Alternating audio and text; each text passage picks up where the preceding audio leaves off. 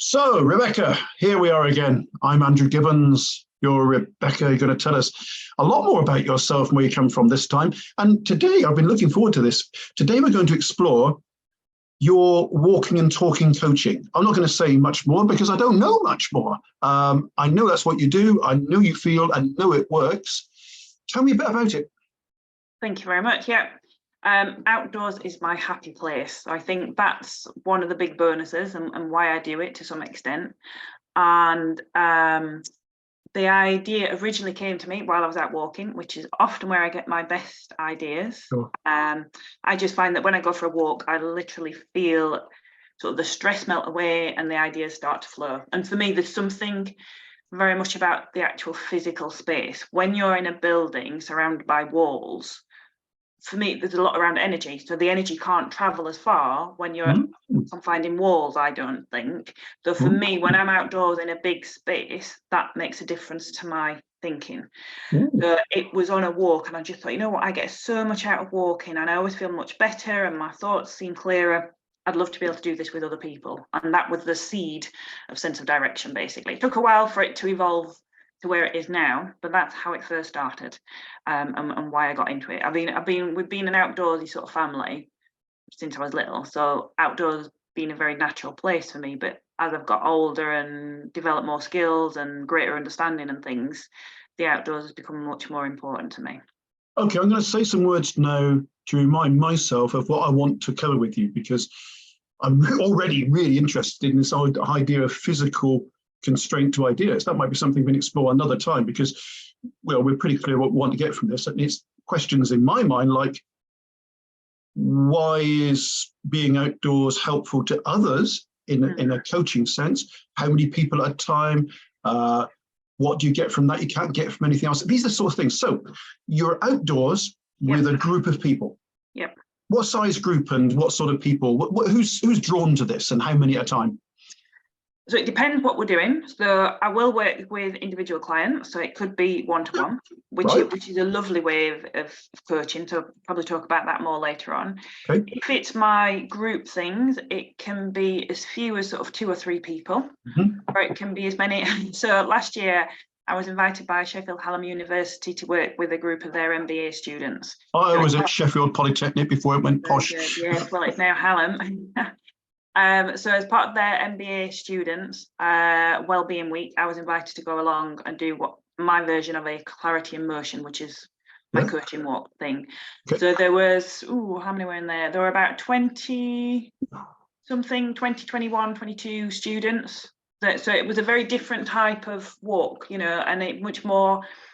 So we don't necessarily walk that far, but it's about being in the outdoors and drawing on nature and the outdoors for metaphors. And that's what I really like. You know, wherever I go, I always see a metaphor for life or situations and things. Or trees and other stuff. Yeah. And I will come up with them really quickly. So I had to think on my feet with the MBA students because unfortunately the weather was foul. That is the one downside of doing coaching walks and stuff. You are a little bit. You have to be very mindful of weather. So my walk got changed and we're on this outdoor activity centre, which is lovely. So, you know, they've got plenty of ground, they've got some woodland areas and things, but they also had this like assault course sort of thing, you know, and immediately thinking, brilliant, you know, this is excellent. In life, we come across so many obstacles and challenges. How do we address them? And straight away, for me, there's always that link there, you know. So we had a good chat around that. How do we address these challenges? What do they look like? You know, what skills can we use to get over them? And then walking into the woodland and stuff, you know, the trees, there's so many metaphors with trees, you know, the tall, the proud, they're not afraid to just grow and be themselves, but they're also very flexible. So trees will bend in the wind and they will not seeing the wood for the trees, barking up the wrong one. And there's just so many that's offered through nature. Okay, all right. Right, here for a change, I'm going to steer you because usually it's the other way. So let's go back to fundamentals. What does the outdoors give you from a coaching perspective in terms of giving value to those you work with that is different to and better than indoors? Good question. A couple of things. So one, when you're outdoors, like I've mentioned already, the space. So for me, the physical Yeah. space is quite important. So like the environment changes. And you also always got something else to draw on. So you can draw on the surroundings to get inspiration and metaphors. So that's one difference. You also, when you're walking with a client, you're side by side, you're not face to face. And that changes the dynamics to some extent. I think sometimes it can feel quite intimidating or intense if you sat face to face, or if you're side by side, it's a different energy, you know, and people feel more able to open up, I think, on something. Okay, that's interesting again in itself. It's rare for a coach on site in situ physically to sit beside someone, isn't it? We sit opposite each other. We do, yeah, opposite each other or slightly at an angle and everything, but rarely side by side. And I think that offers a different type of experience. Better? I think it can be better. I don't think it, you know, I think it depends on the type of coaching or the session or whatever. So for me, I think sometimes it's a nice way to get to know people. So it can be a really good first session or first couple of sessions where, you know, you can get to know the person without feeling like you've got, you know, it can be awkward looking somebody in the eye if you don't know them or whatever. So it's a really nice way for starting a coaching relationship. It's not so intense. It's not so closed and channeled, like you say. Okay, so how long are these? I mean, these are fundamentals. I just don't know the answers to them. So when you go out with either a group or individually, how long are you out for typically? I would say individuals about an hour. Sometimes it'll overrun a little bit. When it's the group things, anywhere between an hour and a half to 2.5 hours. You know? So it's not an all-day thing. It tends to be more conventional. I try and put some boundaries. I mean, I could take people outdoors and quite happily do it. You know, when I did my first couple of clarity immersions, they were probably a good 3 hours, possibly 3.5 hours. And I realised that that's a long time for somebody to commit to. It can be, yeah. So I decided that actually I would try and put some boundaries around that a little bit and have it slightly less than that. But saying that, I think there is a benefit from being outdoors for a longer period of time. And it is something that's on my radar that I'm aware of that I may well offer individuals, because I think the benefits of having a longer extended period of time outdoors is actually really more immersive, just better relationship wise. And to be honest, if you're away for an hour and a half of half a part of the day, you might as well be away from that. You're not getting the travel time to and fro. I can see what you're saying. So different experiences. So what's the demographics? Women more than men, age groups? Is there any demographic pattern? No, not particularly. I've had men and women on there. I would say when I first started, it was more women coming along, but I have had men come on it as well. And I think in some respects, I think it might be easier for men to come on because it's a bit, you know, I think perhaps that it feels a little bit better that they're going for a walk with somebody, you know, there's more of a purpose to it, not just, oh, I'm going to go and chat to somebody. They're going on a walk to chat to somebody. So I think there's that bit. And interestingly, I did one, I think it was last year, specifically for solicitors and financial advisors. You've done well prizing them out of the office. Well, this is it. This was the key thing. You know, so a couple of reasons. Exactly that. You know, they are tied to their offices or the courts and stuff, so they don't get much time out of the office. And they all said how much better they felt for doing that. To give them that space. Were they off the phone? Yeah, no phones. Good. Let me just interrupt you. You enforce that, do you? It's something, I don't enforce it, but I think people actually recognise the value of being away from the office, and therefore they themselves will not, you know, will sort of make or just go to somewhere you know there's no signal. Exactly. Good. You know, so I think there's value in being out of the office. There's value in being able to speak to people from your profession or to network. Yeah. Networking opportunity within that as well, and getting to know people in a different. Okay, right. Again, forgive me coming in, but you know, this is really interesting. So, different values from different ways of doing things. Tell me about a whole group of colleagues coming away together, as opposed to people who don't know each other, might network. I see value in that. Yeah. Talk me through the people as one entity, if you like, from a real workplace, as opposed to the people from different places. Yeah, again, there's value in that because you see your work colleagues in a different light. So Sure. you get to know them on a different level, you know, and I think that's important as well, because you probably only see one side or a couple of sides of your colleagues when you're in an office environment. So enabling them to come out of that. So it's really good for that team You've seen development. that happen?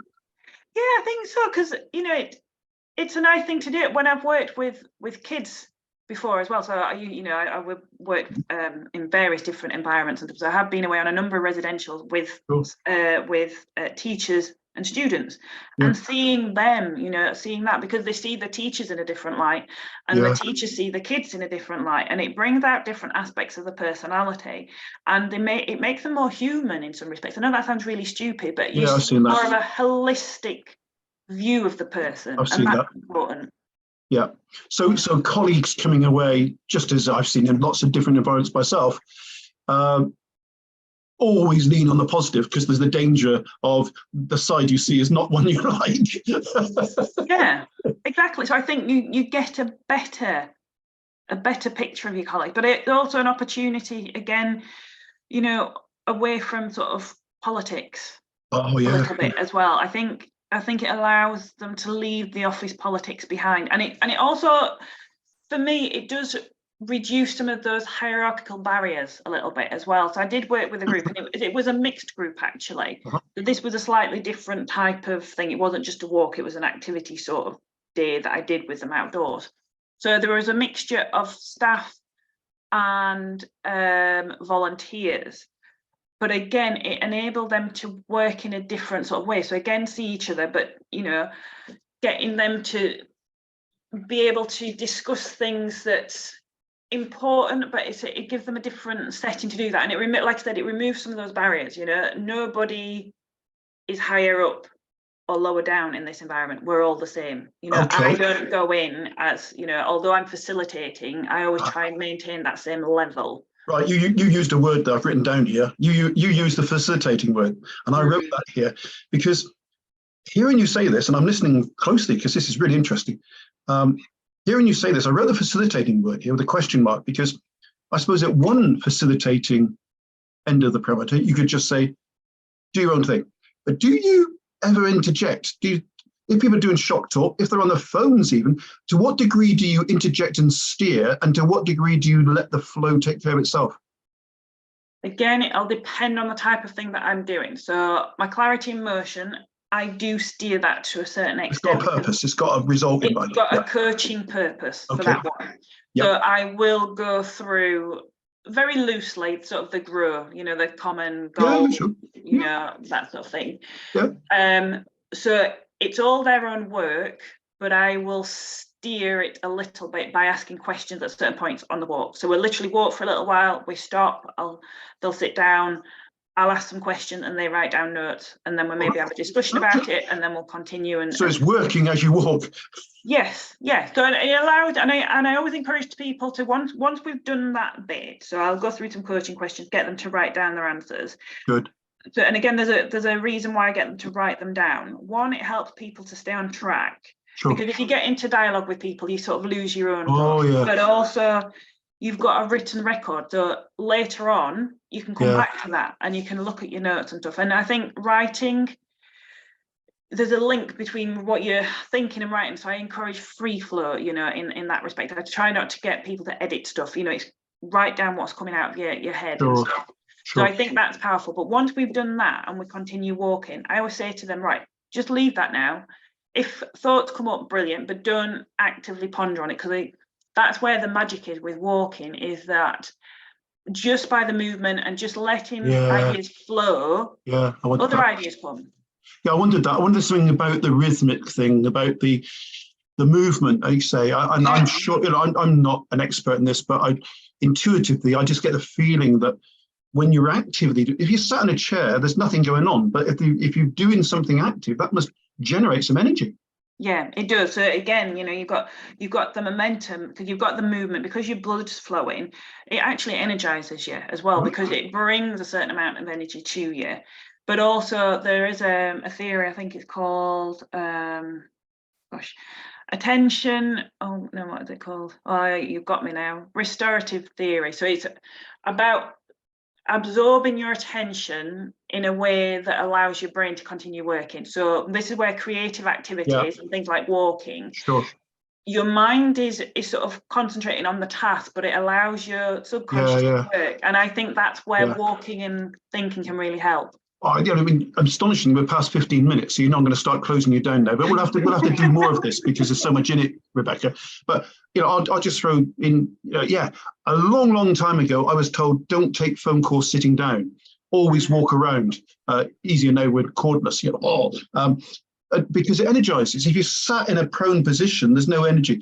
We've got to do more on this because this is really getting me thinking. And I think the key thing to point out: you're not walking with ramblers aimlessly, you're doing purposeful coaching in an outdoor environment. So you usually say to me at this point, you might know what's coming. So if there's one thing that we should really take away from what you've been saying, Rebecca, what would it be? Is if you're feeling stuck or you're procrastinating, head outdoors and go for a walk. Great idea. Thank you. We'll do more of this. Thank you. Thank you.